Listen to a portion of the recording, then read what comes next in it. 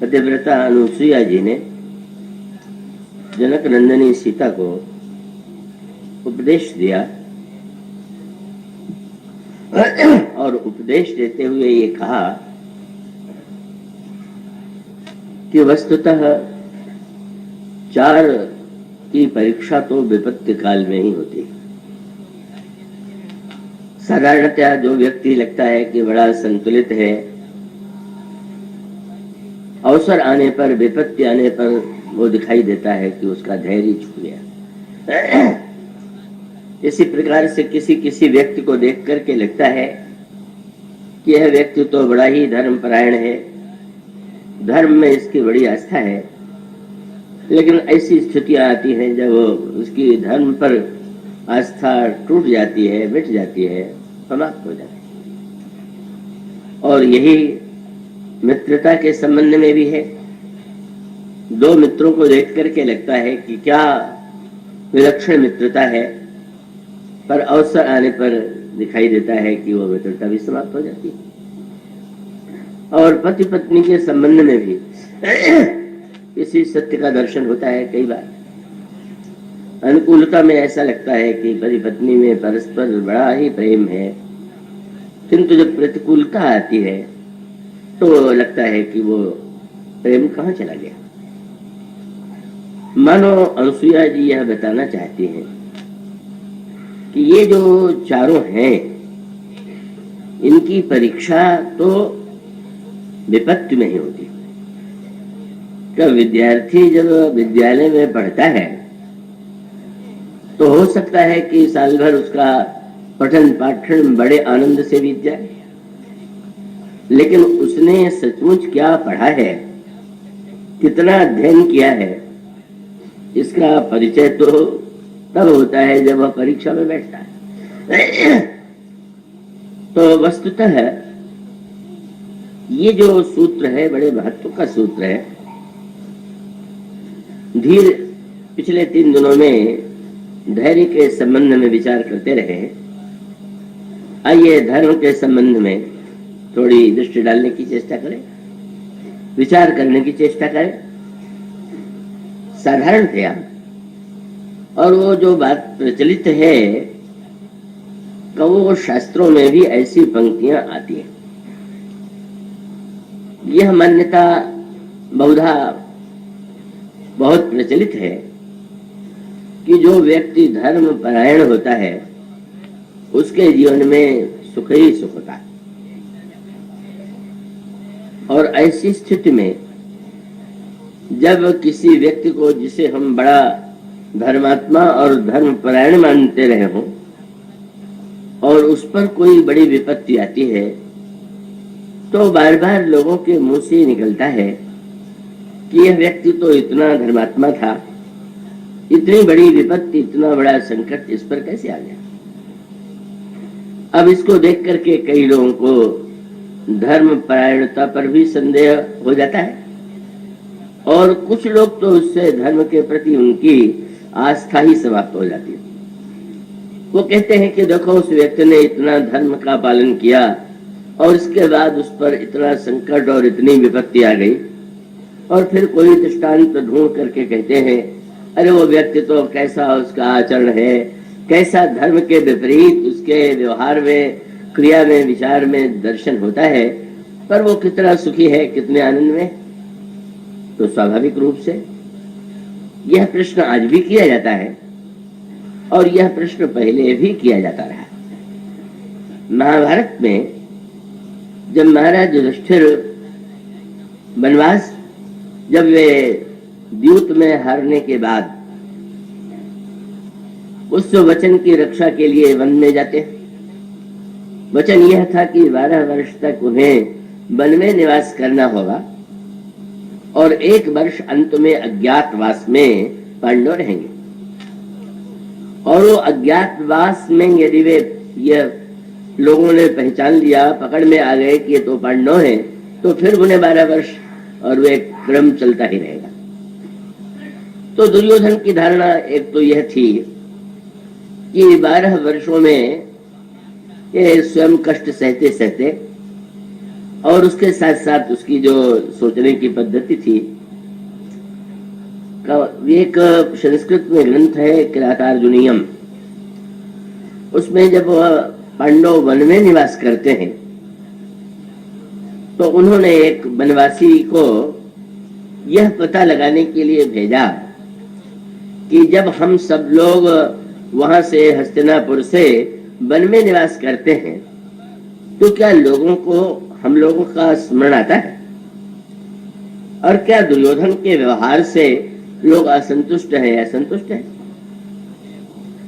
तो युधिष्ठिर को छोड़ करके विशेष रूप से भीम की और अन्य भाइयों की कल्पना यह थी कि दुर्योधन तो उसका जो आचरण है वो धर्म के प्रतिकूल ही होगा, वो अत्याचार करेगा और निश्चित रूप से लोग उसकी निंदा कर रहे होंगे और हम लोगों की याद उन्हें बार बार आती होगी।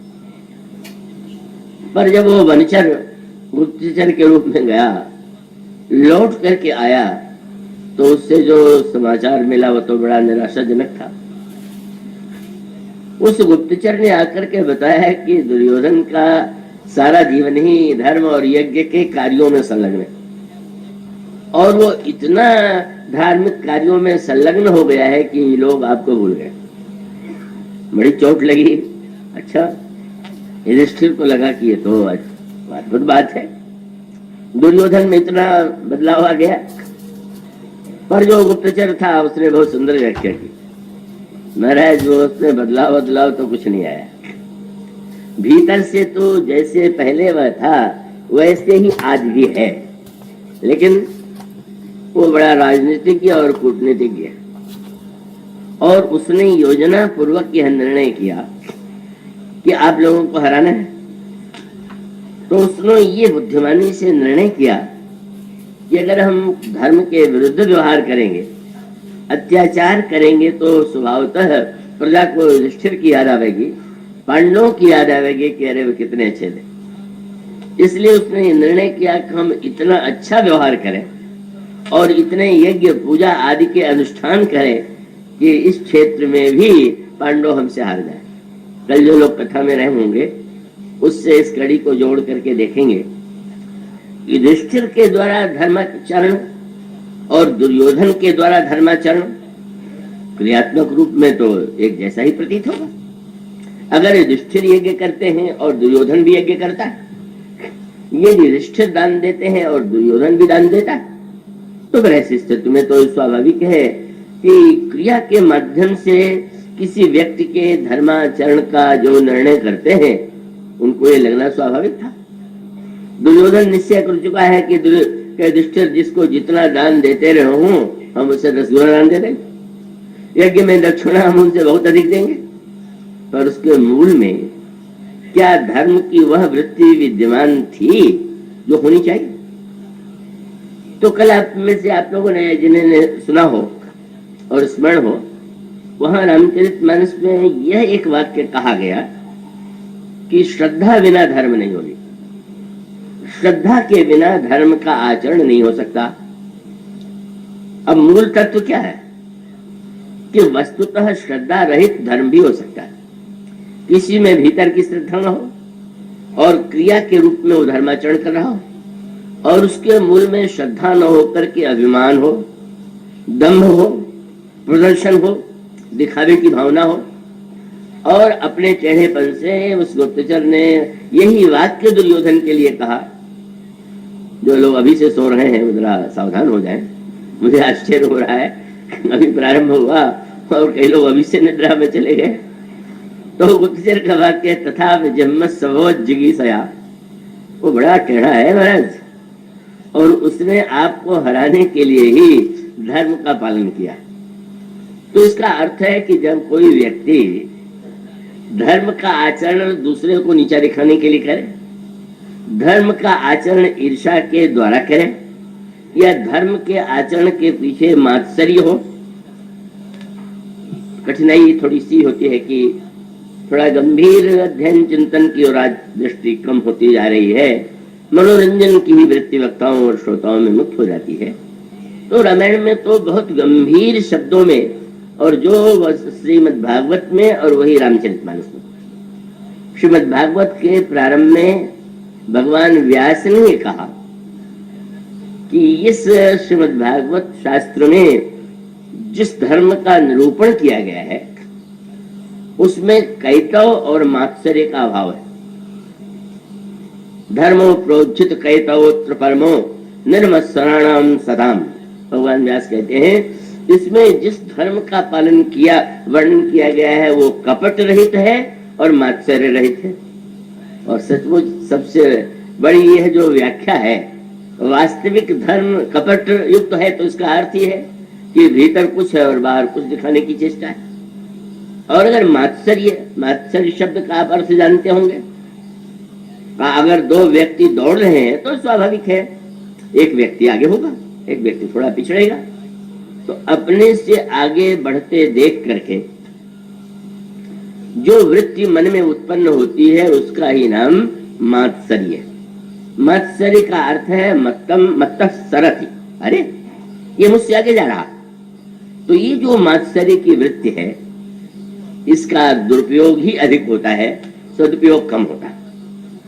और यूं कह लें कि देखा किसी व्यक्ति ने, चाहे वो दौड़ के क्षेत्र में हो, पर दौड़ के क्षेत्र में भी आप समाचार पत्रों में पढ़ते हैं कि एक नियम है और नियम बहुत अच्छा। तो खेल और दौड़ के क्षेत्र में तो उस नियम को बड़ा महत्व दिया जाता है, पर जीवन की दौड़ में वो महत्व हम लोग नहीं दे पाते। वहां आपने पढ़ा होगा एक खिलाड़ी जीत गया, पर बाद में पता ये चला कि उसने जो निषिद्ध दवाएं हैं जिनके द्वारा एक तत्काल स्फूर्ति मिलती है उसके द्वारा जीत पा लिया, तो अयोग्य हो गया कि नहीं, औषधि के द्वारा अगर विजय प्राप्त करता है तो विजय नकली है, बिना नशे के बिना औषधि के विजय हो तो विजय असली। किंतु जीवन के खेल में तो जितने लोग दौड़ रहे हैं सब नशे में ही जीत रहे हैं।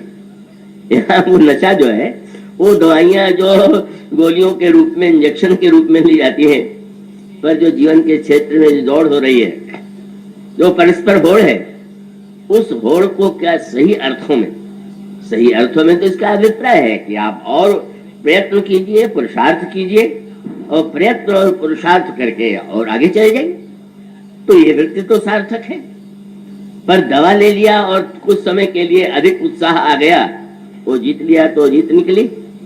और उससे भी तीसरी एक स्थिति होती है, वो भी कभी कभी समाचार पत्रों में मिलता है कि भाई खेल दौड़ रहा है, दौड़ाक ने देखा, धावक ने देखा ये व्यक्ति आगे निकल गया, मैं इससे आगे नहीं निकल सकता, तो चतुराई से धीरे से आज सामने बगल वाले के पैर में ऐसी ठोकर मार देता है कि धड़ाम से गिर पड़ा। और उस प्रसंग में भी यही है कि वो उसको निकाला जाए। तो इसका अर्थ ये हुआ कि मात्सर्य की जो वृत्ति है तो उसमें व्यक्ति बहुत बड़ा धर्म परायण दिखाई दे सकता है और बड़ा भक्त भी दिखाई दे सकता है। एक व्यक्ति ने अगर दिखाई देता है कि 2 घंटे कीर्तन करता है तो हो सकता है वह खंड कीर्तन करता हो, कहा वो 8 घंटे 12 घंटे नृत्य करता हुआ दिखाई देता हूं। पर प्रश्न है कि उसके मूल में कहीं मात्सर्य की वृत्ति तो नहीं है। तो जो मात्सर्य की वृत्ति होती है प्रारंभ में तो बड़ी प्रेरक होती है, पर वो तो नकली है। अगर दवा लेकर के कोई आगे बढ़ गया तो ठीक है, जब तक दवा का प्रभाव है तब तक वो बढ़ेगा, और वो दवा का प्रभाव है मिटेगा तो हारेगा। इसलिए भगवान वेदव्यास कहते हैं कि श्रीमद् भागवत में जिस धर्म का प्रतिपादन है वह कपट रहित है, और साथ साथ उसमें धर्मो प्रोज्झुत कैतवोत्र परमो निर्मत्सराणाम सताम। और यही रामचरितमानस में आपको मिलेगा। जब अत्रि के आश्रम में भगवान श्री राम पधारते हैं तो उस समय महर्षि अत्रि ने जो भगवान राम की स्तुति किया उसमें वही उन्होंने शब्द कहा, कौन आपको प्राप्त करके धन्य होते हैं? बोले भजंति हीन मत्सरा, जो मत्सर रहित होकर के भक्ति करते, होड़ में भक्ति नहीं। मुझे याद है मेरी अवस्था थोड़ी थी, नाम कुछ अधिक हो गया होगा, बलिया गया, तो एक व्यक्ति ने आमंत्रण दिया कि आप इसके बाद ये प्रसंग जब समाप्त हो तो मेरे यहाँ प्रवचन जो है आप स्वीकार कर लें। मैं पहले से वचनबद्ध था मैंने कहा कि नहीं, अभी संभव नहीं है, फिर हम देखेंगे। पर वो दृश्य बड़ा अनोखा था। जब वो प्रवचन प्रारंभ हुआ तो उससे थोड़ी दूर पर वो व्यक्ति जो कथा के लिए आमंत्रित करने आए थे, कव्वाली और गजल का आयोजन उन्होंने किया, और उसके सारे चोंगे वो जो मुंह था उधर से लगा दिया कि सुनने वाले कथा न सुन सके। अब भला सोचिए, इसका अभिप्राय कथा वो यदि कराना चाहता था तो क्या कथा सिर्फ के प्रेम के प्रति था क्या? उसके मन में तो था कि भाई आयोजन करने से बड़ा नाम होता है तो कथा, और अगर सामने वाला स्वीकार नहीं करता है तो फिर हम उसके कार्य में बाधा देंगे। और मान लीजिए कव्वाली गजल के स्थान पर वो रामायण की कथा का ही आयोजन कर देता, पर आयोजन करने के बाद भी वृत्ति यही होती कि ये सामने वाले व्यक्ति को नीचा दिखाना है, तो इसका अर्थ यही हुआ ना कि वो तो मात्सर्य ही है, उसके मूल में न भक्ति है और न तो धर्म है। तो समाज में विरले व्यक्ति ही धर्मात्मा होते हैं और विरले ही भक्त व्यक्ति ऐसे होते हैं कि जिनकी भक्ति मात्सर्य रहित होती है। तो ये जो मात्सर्य शब्द है, मानो धर्म का प्रेरक कौन है?